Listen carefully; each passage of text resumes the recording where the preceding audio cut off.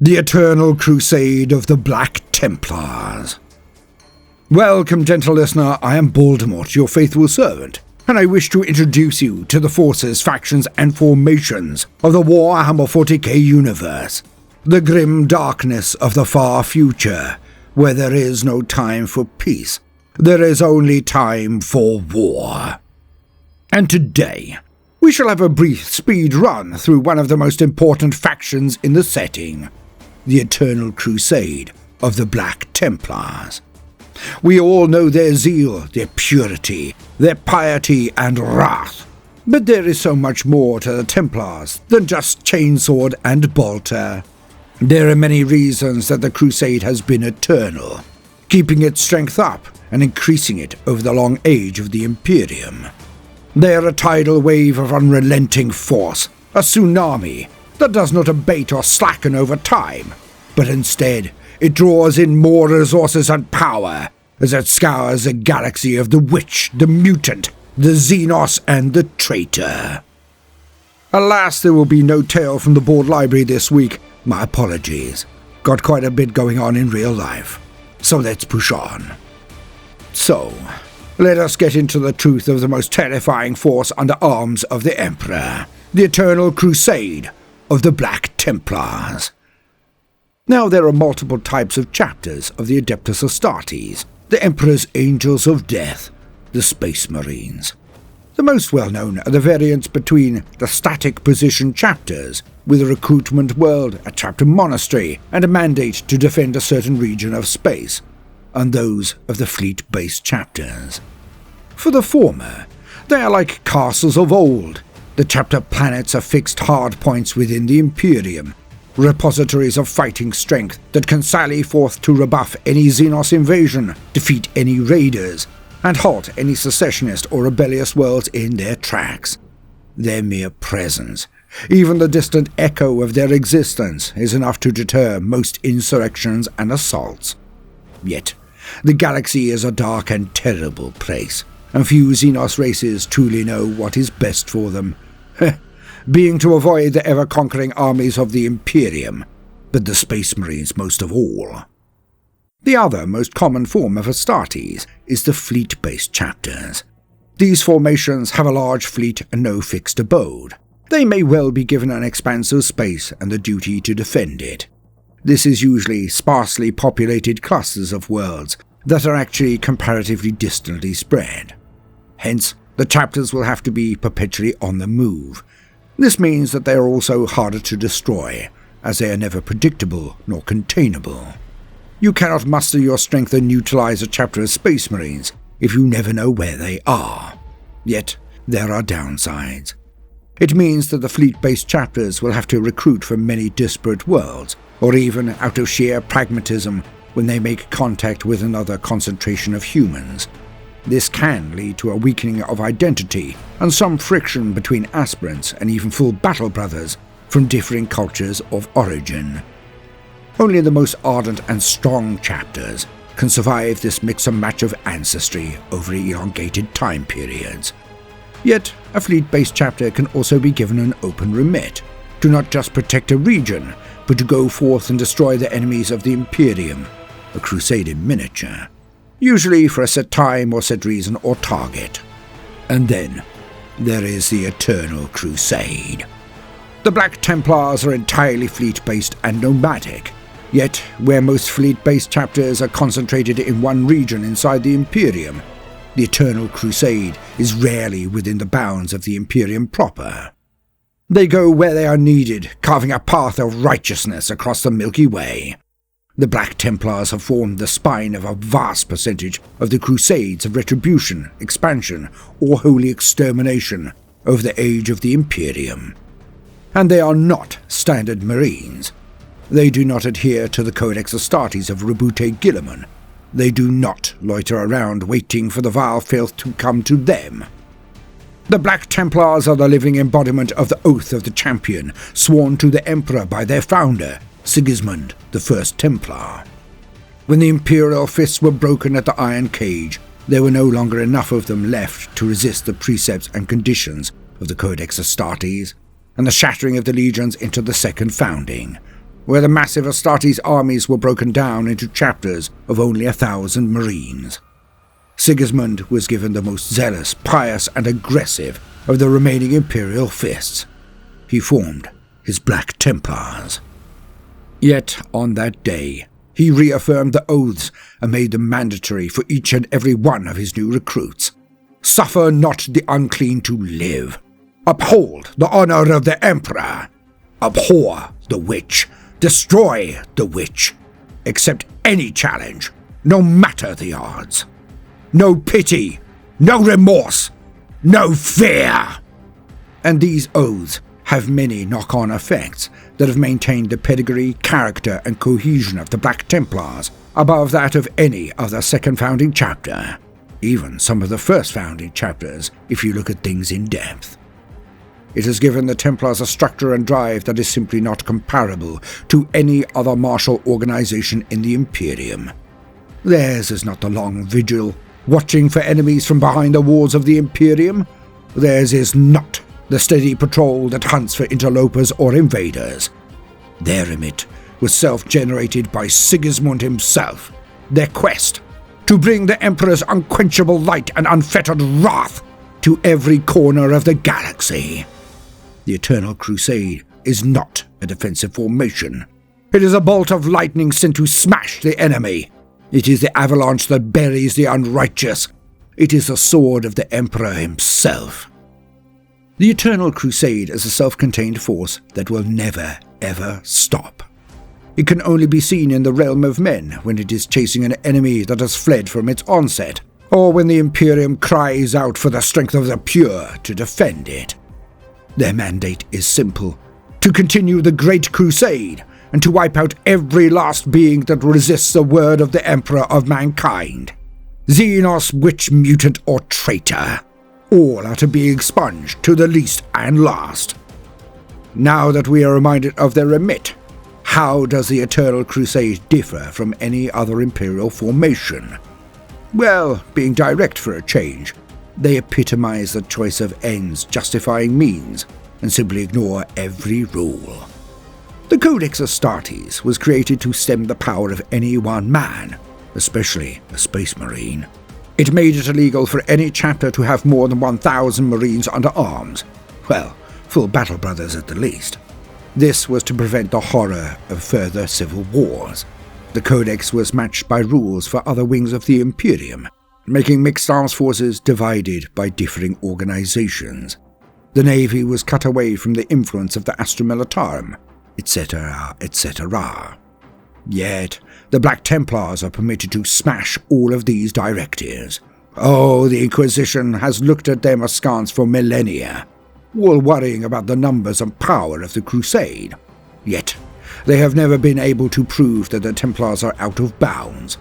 Perhaps this is due to the nature of the Black Templars themselves, for none in their right mind can question their loyalty to the Holy Throne. Even the Adepta Sororitas have much to learn from the Templars when it comes to outright zeal.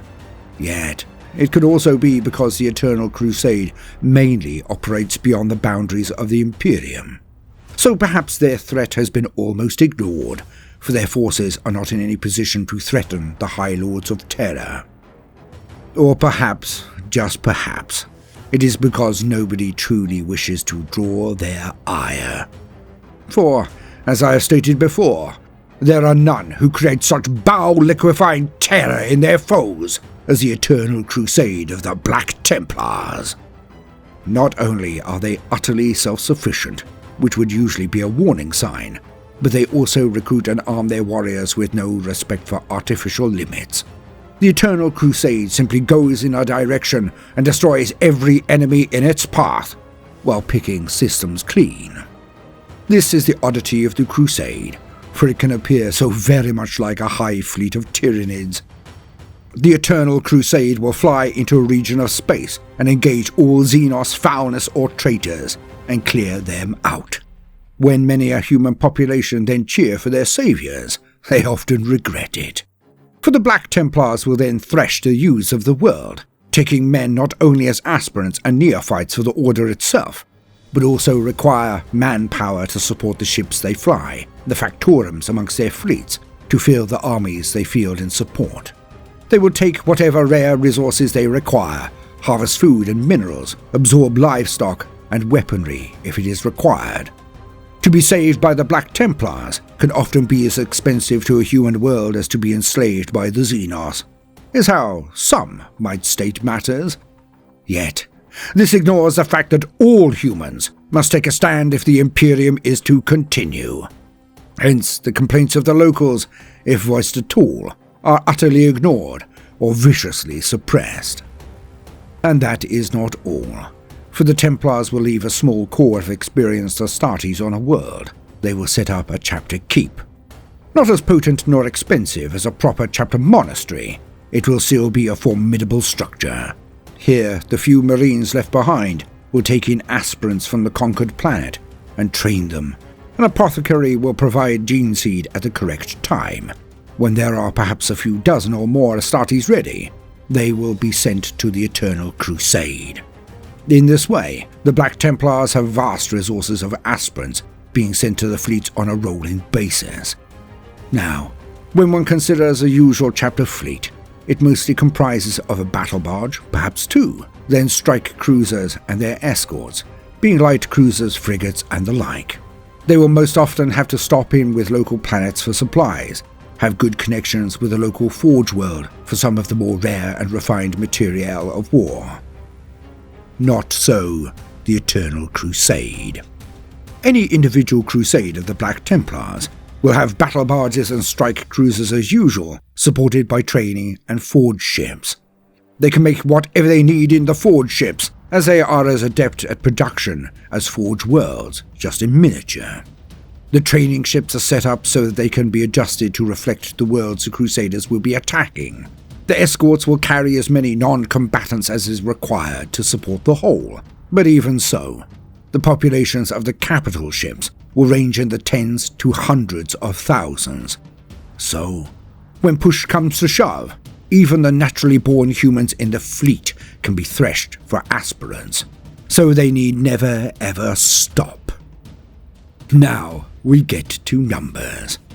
Bear in mind that one battle barge can comfortably support up to 3 companies of Space Marines, so that's 300 Marines. A strike cruiser can usually support 1 company, being 100 fighting Astartes. And for this, I think a picture speaks 1,000 words, figuratively at least. Let's list some of the ships of the Eternal Crusade. Battle barges: Abhorrence, Admonisher, Leveler, Knight's Vision, Rectifier, Revenant, Sigismund, Sigismund's Fury, Sigismund's Light, Sigismund's Oath, and the Hammer of War, which was lost in action. Strike cruisers: Majesty, Apocalypton, Blade of the Seventh Sun, Catechism of Fury, Crusader's Sword, Divine Mandate, Dawn's Sword, Dawn's Wrath, Excellent, Lightbringer, No Pity, Oath Everlasting, Observator, Ophidian Gulf, Sigismund's Wrath, Unmerciful, and Vengeance is Mine. So, unless of course we're arguing that the Black Templars just need huge expanses of legroom, they have 18 strike cruisers and 10 battle barges. And these are just the ones that are named by the Black Library. But this is also ignoring their main flagship, the Gloriana-class battleship, Eternal Crusader. Now, some reports state that it is a massive battle barge, others that it is more a Gloriana battleship proper. But in any case, it has been expanded multiple times over the age of the Imperium.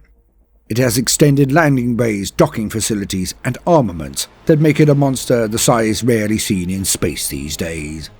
Oh, Phalanx is no doubt bigger, but the Eternal Crusader is a thing of legend. It is also one of the few remaining Gloriana-class vessels that has met up with one of its own kind in direct void combat. The High Marshal brought Eternal Crusader to face off against Angron and his own Gloriana, the Conqueror. A battle the likes had not been witnessed in millennia. The Eternal Crusader is the spiritual home of the Black Templars and the seat of the High Marshal. In all of the galaxy, it is only the High Marshal that knows the true number of Black Templars. It must always be remembered that the Black Templars do not muster in one place. Their forces are broken into a myriad crusades, facing the enemies of the Imperium wherever they may hide. So it truly is near impossible for anyone outside of their organization to even guess at their numbers.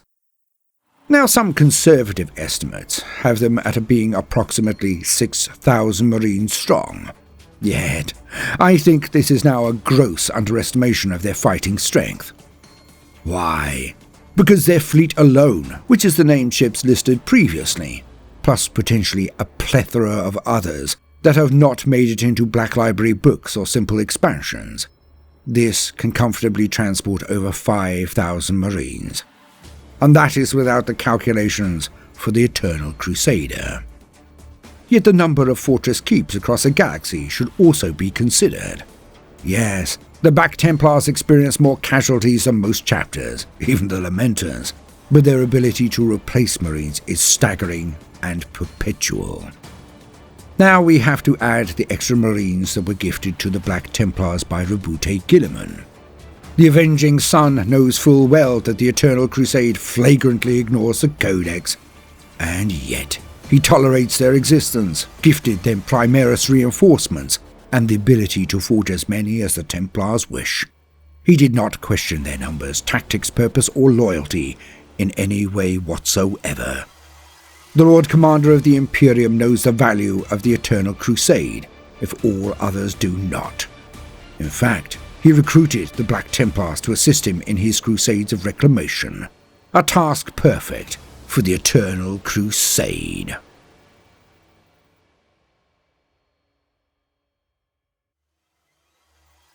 I have been Baldermort, your faithful servant. Sorry that this one was so biscuity, but I was very busy this week. Now, no matter what you do today, do try to make some time for fun. Toodaloo.